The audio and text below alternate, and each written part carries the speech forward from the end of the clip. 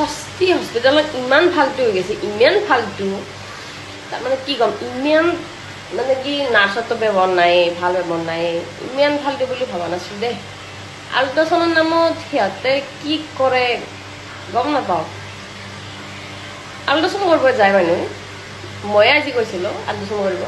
তাৰমানে কি কাপোৰ খুলিব দিয়ে নেকি? গোটেই কাপোৰ খুলিব দিছে।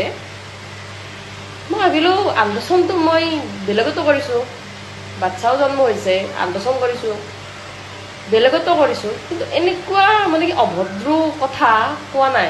নাৰ্ছগৰাকী কৈছে, নাৰ্ছগৰাকী ক'ব ক'ৰ পৰা, ডক্তৰে কৈছে নে নাই? সিহঁতে কানেকশ্যন থাকে না, সিহঁতে এটা কানেকশ্যন থাকেই, থাকে কাৰণেতো ক'ব পাৰিছে যে গোটেই কাপোৰ খোলা আল্ট্ৰাচাউণ্ড। কি আল্ট্ৰাচাউণ্ড? মই মানে আচৰিত। তাত আল্ট্ৰাচাউণ্ড কৰিব যায় নেকি? মইতো নকৰিলোৱেই। তেনেকুৱা মানে কথা কোৱাৰ পিছত আল্ট্ৰাচাউণ্ড কৰিবি নেকি? মইতো নকৰিলোঁ, মই গুচি আহিছোঁ। খঙত মোৰ মানে কি থাকিব পৰা নাই। তাৰমানে মাৰিমে, চৰ মাৰিম, মানে কি আল্ট্ৰাচাউণ্ডৰ ডক্তৰক টানি নি মাৰিম, এনেকুৱা লাগছে। অভদ্ৰ সীমা নাই। মই আজি বুলি নহয়, এনেই মোৰ বাচ্ছাৰ ক্ষেত্ৰতো মানে ডক্তৰৰ যিটো এটা বিহেভ, মই এটাই কওঁ, বেলেগ নাই। মই আজি যিখিনি প্ৰব্লেম পাইছোঁ, আগতেও পাইছোঁ প্ৰব্লেম।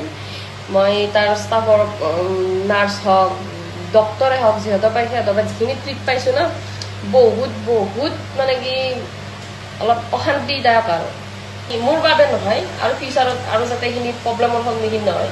আৰু শুনি থাকোঁ মই ষষ্ঠী হস্পিটেলৰ কথা, বহুত কিবা কিবি শুনি থাকোঁ। মাত মাতাই আৰু চাগে দাবেই দিয়ে কথাখিনি। আৰু এইখিনি কথা কিন্তু মই চব ডক্তৰক কোৱা নাই। মই যাৰ লগত মই ভুক্তভোগী, শিশু ডক্তৰ হওক, আজি আল্ট্ৰাচাউণ্ডৰ ডক্তৰ, তো মই ইহঁতকে মেনশ্যন কৰিছোঁ। মই চব ডক্তৰক কোৱা নাই, চব ডক্তৰে একে নহয়, বহুত ডক্তৰ ভাল আছে, তাৰে মাজত বেয়াও আছে। তো সিহঁতক মই সকিয়ানি দিয়া বুলি ভাবা, যাতে নেক্সট টাইম যদি এনেকুৱা পাওঁ, কথা বেয়া হৈ যাব মোৰ ফালৰ পৰা।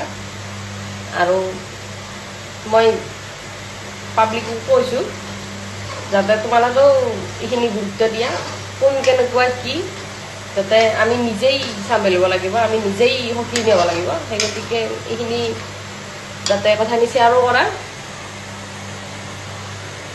আৰু বুজিও লোৱা। কাৰণ মানুহ আজিকালি বেলেগ হৈ গৈছে, অভদ্ৰতো সীমা নাই, বহুতখিনি বেলেগ হৈ গৈছে। সেইকাৰণে নিজে সকিয়ানি হোৱা ভাল।